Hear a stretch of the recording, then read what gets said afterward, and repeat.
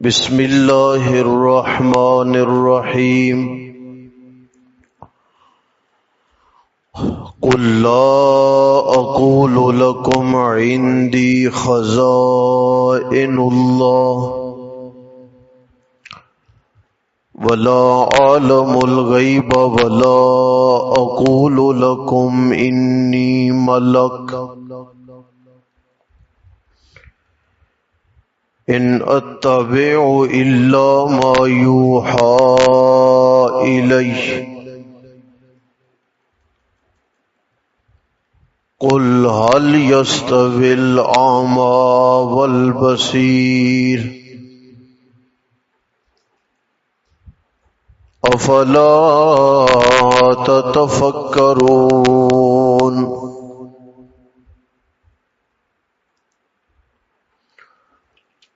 قل فرما دیجئے لا اقول لکم، نہیں کہتا میں تمہیں یہ بات، عندی کہ میرے پاس خزائن اللہ، خزانے ہیں اللہ کے، ولا اعلم الغیب، اور نہ میں جانتا ہوں غیب کی باتیں، ولا اقول لکم، اور نہ کہتا ہوں میں تمہیں انی ملک کہ میں فرشتہ ہوں، ان اتبع نہیں پیروی کرتا میں الا مگر ما یوحى الی، جو وحی کی گئی ہے میری جانب۔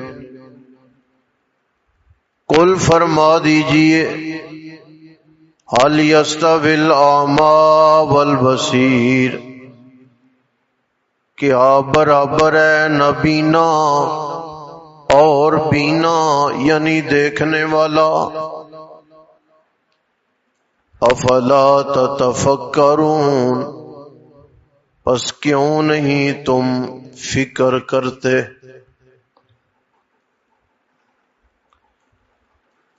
آیت مبارکہ میں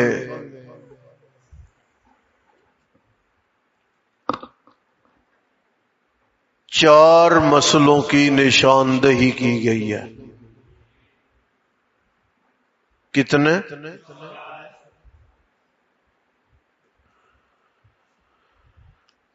چاروں مسئلے انتہائی اہمیت کے حامل ہیں،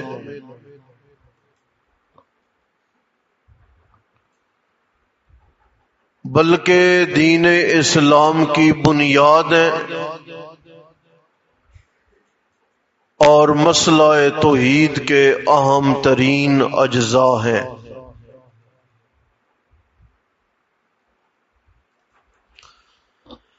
اگر آپ اللہ کے نبی ہیں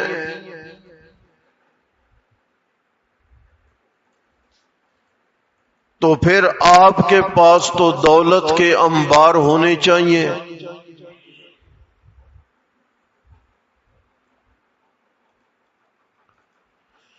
آپ اللہ کے نبی ہیں، آپ کو آنے والے حالات سے باخبر ہونا چاہیے،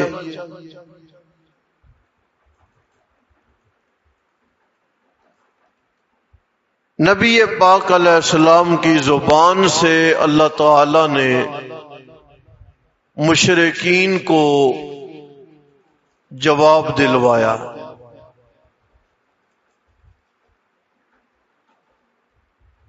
آپ بڑی توجہ سے سنیں، میں کچھ آیات پڑھ دیتا ہوں۔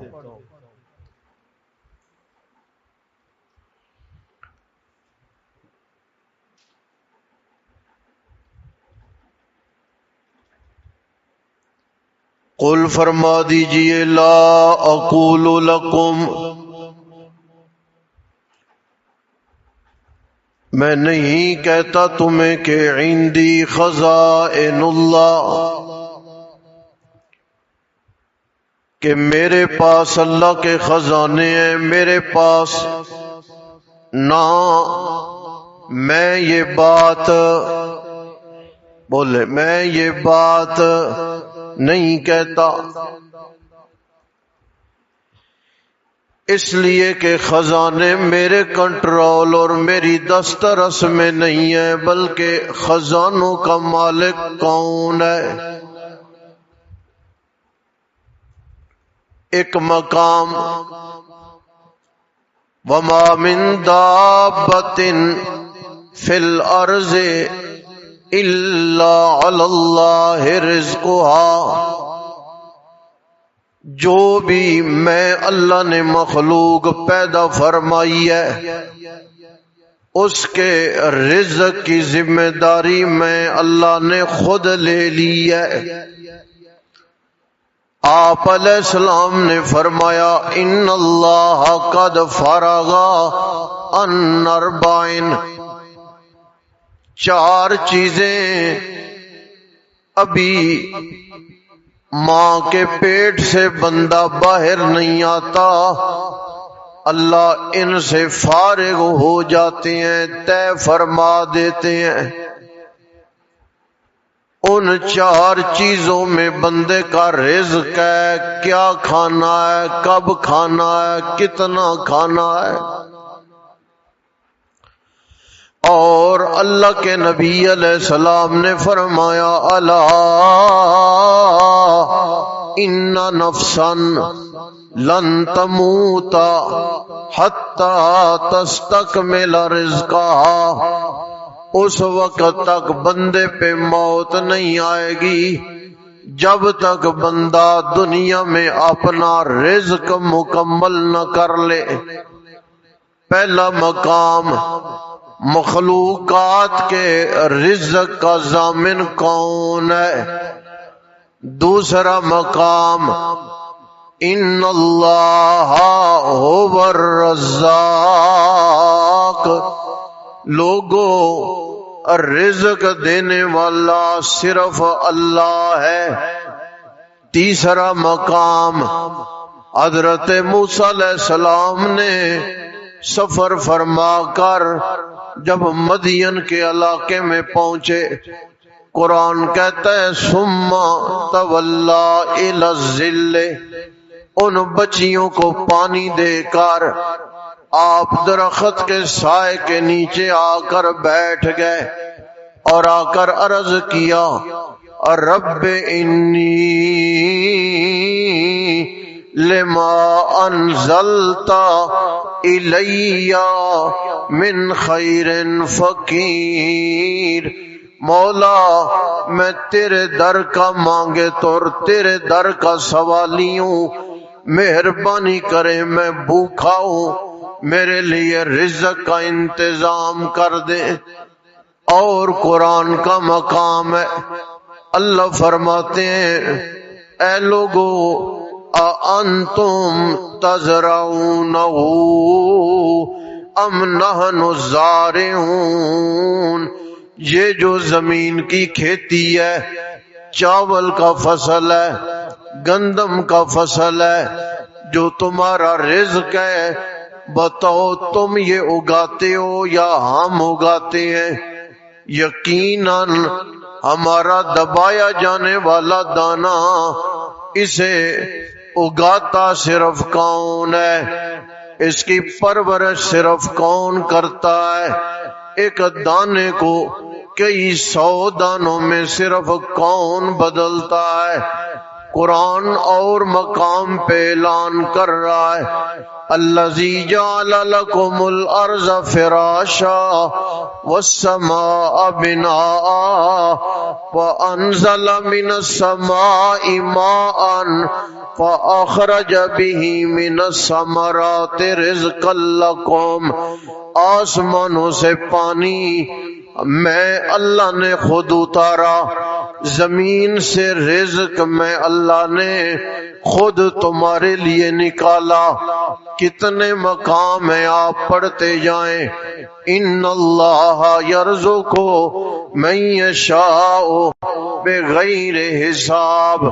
رزق اللہ دیتا ہے اور حساب و کتاب نہیں کرتا. اے میرے نبی آپ انہیں کہہ دے کہ لا اقول لکم اندی خزائن اللہ. لوگو خزانے اللہ کے ہیں، میں اللہ کا نبی ان خزانوں کا مالک. خزانوں پہ میرا کنٹرول نہیں، میری دسترس نہیں. حتیٰ کہ میرے اپنے مہمان ہیں، میرے صحابہ نے میرے مہمانوں کو کھانا کھلایا ہے. میری بیٹی نے اپنی چادر گروی رکھی ہے اور مہمانوں کو سنبھالا ہے. کئی کئی دن میرے گھر کے چولہے میں آگ نہیں جلی. کھجوریں کھا کے، پانی پی کے، کبھی کھجوریں بھی کوئی نہیں، صرف پانی پہ ہم نے گزارا کیا ہے. اللہ کے نبی علیہ السلام حضرت صدیق اکبر نکلے ہیں. اللہ کے نبی علیہ السلام سے ملاقات ہو گئی ہے. کدھر جا رہے ہو؟ یا رسول اللہ بھوک لگی ہے، آپ کے گھر میں کھانا کھانے آ رہا تھا. آپ علیہ السلام نے فرمایا صدیق کھانا ہمارے گھر میں بھی کوئی نہیں، میں اللہ کا نبی تیرے گھر میں آ رہا تھا، چلو فاروق کے گھر چلتے ہیں. دونوں چل پڑے، حضور بھی صدیق اکبر بھی. جب آگے پہنچے حضرت فاروق اعظم سے راستے میں ملاقات ہو گئی. کہاں جا رہے ہو؟ یا رسول اللہ آپ کے گھر میں کھانا کھانے آ رہا تھا. نبی پاک علیہ السلام نے فرمایا ہم دونوں تو تیرے گھر میں کھانا کھانے آ رہے تھے. تمام واقعات، تمام حالات، تمام قصے اس بات کے گواہ ہیں، اس بات کی دلیل ہے کہ خزانہ اللہ کے نبی علیہ السلام کی ملکیت نہیں، بلکہ اس کائنات میں خزانوں کا مالک صرف کون ہے؟ دوسرا مسئلہ، اے میرے نبی آپ اعلان فرمائیں لا عالم الغیبہ، غیب کی باتوں کا علم، غیب کی خبریں میں اللہ کے نبی علیہ السلام کے پاس ان کا علم نہیں. کیا ہو چکا ہے، کیا ہو رہا ہے، کیا ہونا ہے، ہر قسم کے غیب کو جاننے والا صرف کون ہے؟ کئی مقام ہے قرآن کے. ایک مقام للہ غیب السماوات والارض، آسمان و زمین کا غیب جاننے والا کون ہے؟ دوسرا مقام، اے میرے نبی آپ سے سوال کرتے ہیں کہ قیامت نے کب آنا ہے؟ آپ انہیں بتا دو انما علمها عند اللہ، قیامت کا علم میں اللہ کا نبی نہیں جانتا، بلکہ قیامت کا علم جاننے والا کون ہے؟ تیسرا مقام انما علمها عند ربی، ایک مقام پہ عند اللہ، قیامت کا علم جاننے والا میرا اللہ. دوسرے مقام پر علمها عند ربی، قیامت کا علم جاننے والا میرا رب ہے. تیسرا مقام عرض کرنے لگاؤں لو کنت اعلم الغیب لاستکثرت من الخیر ما مسنی السوء. اے لوگو اگر میں اللہ کا نبی غیب کی باتیں جانتا ہوتا میں بہت ساری خیر، بہت ساری بلائیاں اکٹھی کر لیتا، مجھے کبھی بھی مصیبت نہ پہنچتی، کبھی بھی مجھے دکھ نہ پہنچتا، کبھی بھی مجھے تکلیف نہ پہنچتی. دھوکہ دے کر 70 قاری لے جا کر شہید کر دیے گئے. یاد ہے نا؟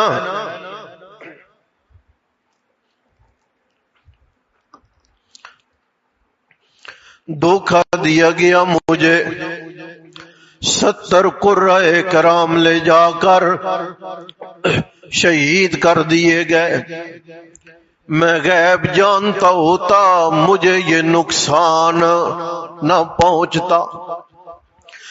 میری اپنی گھر والی پہ الزام لگ گیا، میری گھر والی کا ہار گم ہو گیا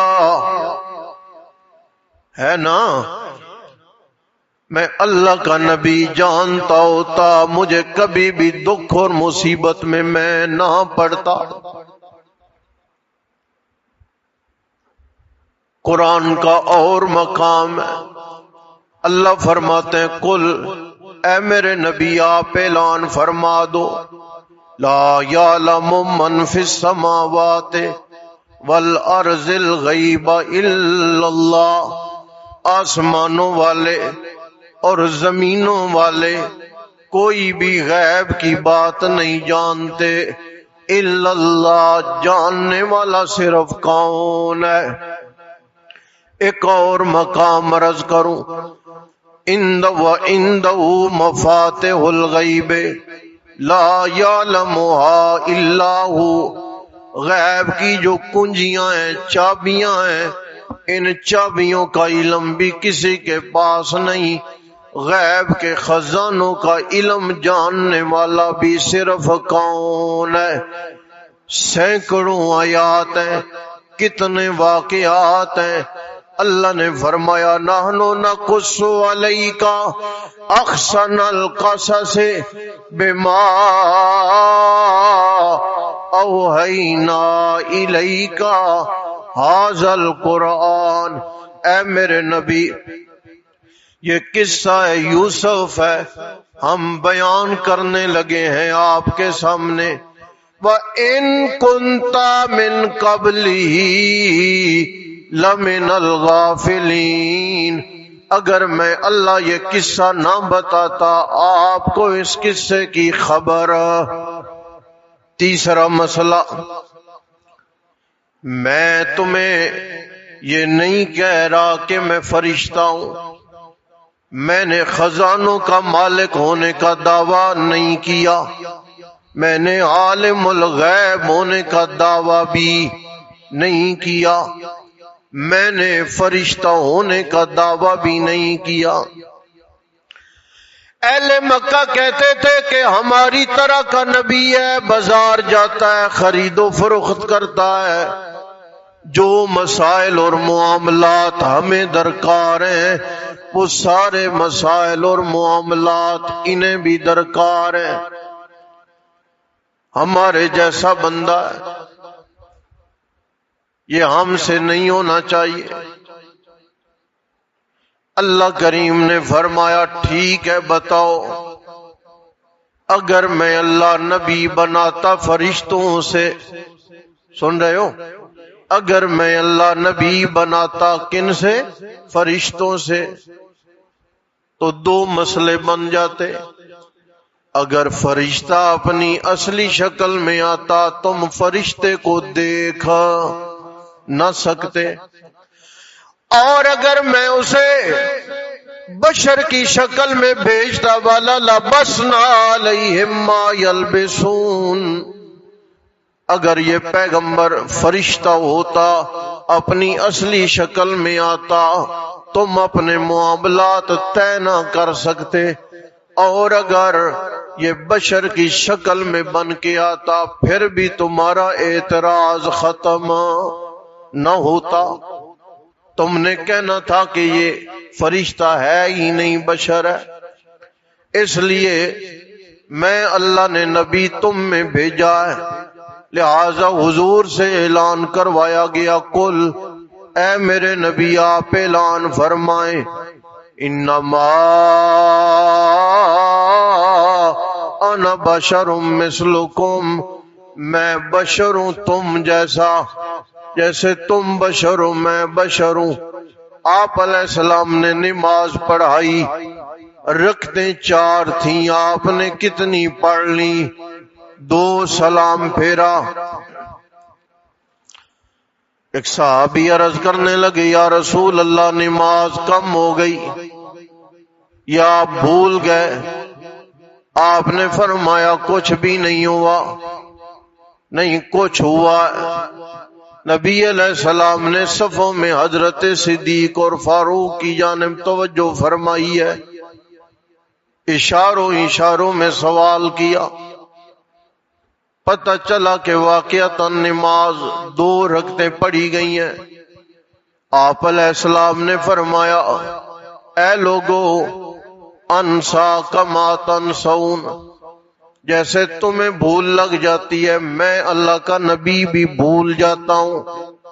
فَإِذَا نَسِيتُ فَذَكِّرُونِي، جب میں بھول جایا کروں مجھے یاد دلا دیا کرو، کیوں انما انا بشر مثلکم، میں تمہاری طرح کا بشر ہوں، جو تقاضا جات تمہیں لاحق ہیں وہ تمام تقاضا جات مجھے بھی لاحق ہیں۔